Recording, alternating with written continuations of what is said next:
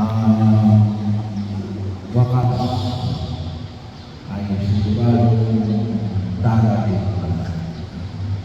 Yan yung paanyaya ng kanahayan sa atin ngayon. Pagdiriwang natin sa araw nito ng linggo, ay pinaalala sa atin bilang bahagi tayo ngayon ng pagtatapos sa kalendaryo ng simbahan. Next Sunday, pagdiriwang natin ang Kristong Hari. At nawa, palaging makita natin si Jesus ang nagahari sa atin. Kaya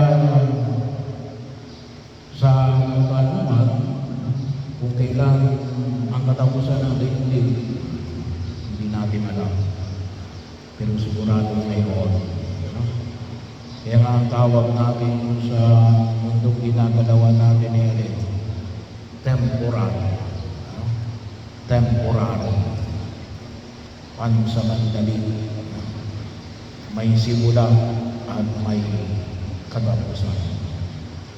Pero yung paanyaya na ipinahayag ni Jesus ay tulad na pinaman ko sa atin sa Ebanghelyo ngayon ni San Juan. Anong sabi niya? Ako ang daan, ang katotohanan at ang buhay. Nawahin natin pakinabangan yung biyaya na ipinagkaloob ng Diyos habang ako ay nabubuhay sa daigdig na ito. Una, lalong-lalo sa pagpapasalamat sa biyaya ng buhay. Kaano ang kahaba yung pinagkaloob ng Diyos. So ngayon, sabi na natin ay parang kay Oscar ay hanggang dito na lamang siya. Pero maaari mo na ikli o mas mahaba kaysa kay Oscar ay nabay palagi natin ang pagpasalamat sa harapan ng Panginoon ay Kamay. Isa hong pamamaraan ng palagi naman natin ang pagpapasalamat ng Diyos.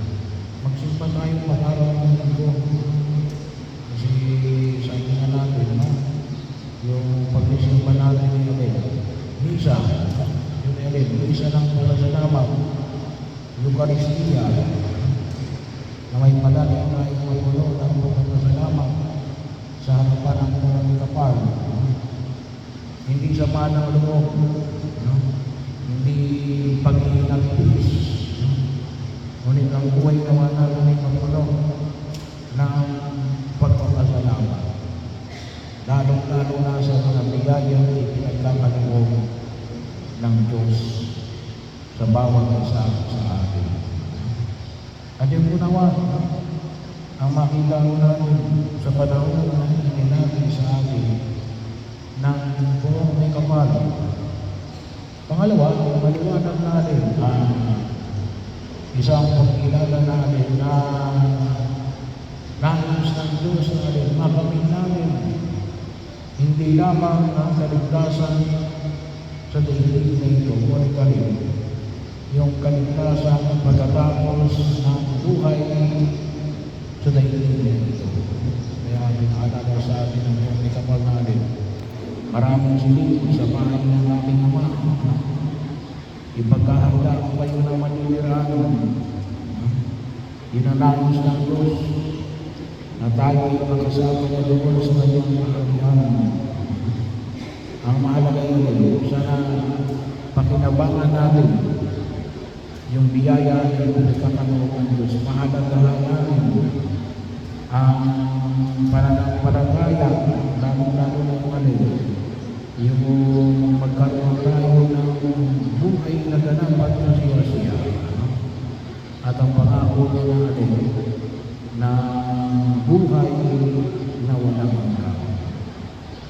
At pangatlo, lalong-lalo sa na nawa, kasi ang kanyang utos ay ang utos ng pag-ibig.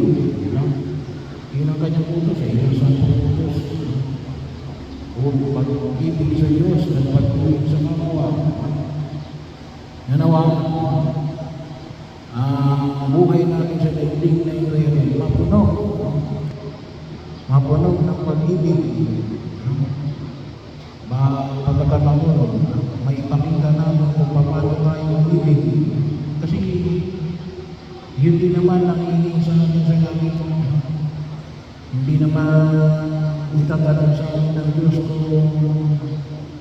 gaano makalaki ang lupa. Hindi tatanong ng Diyos kung gaano lagay o pera mo sa bangko.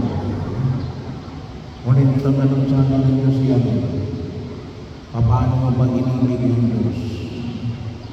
Paano mo ba inilig yung iyong bangko? Bahagi yun na huwag natin nakalimutan.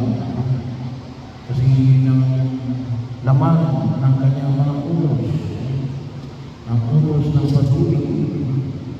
Kaya, sana yung panahon na hinatanda natin sa daigdig na ito at habang tayo nabubuhay sa daigdig na ito, tulungan tayo natin may pahayag magampanan natin na tayo ay hindi na naging kaibig-ibig at ang pagkilos natin magkakaroon tayo na maging kabahagi ng pag-ibig ng Diyos na may pamana sa amin habang tayo nabubuhay sa daigdig na ito. Nawa ay huwag natin sayangin ang pwede namin magawa, lalong-lalo na tungkol sa mga taong mahal natin sa buhay. At yun ang pagbabati pa siya sa atin ng Panginoon kung gaano tayong katulog sa kanyang mga utos. Ang utos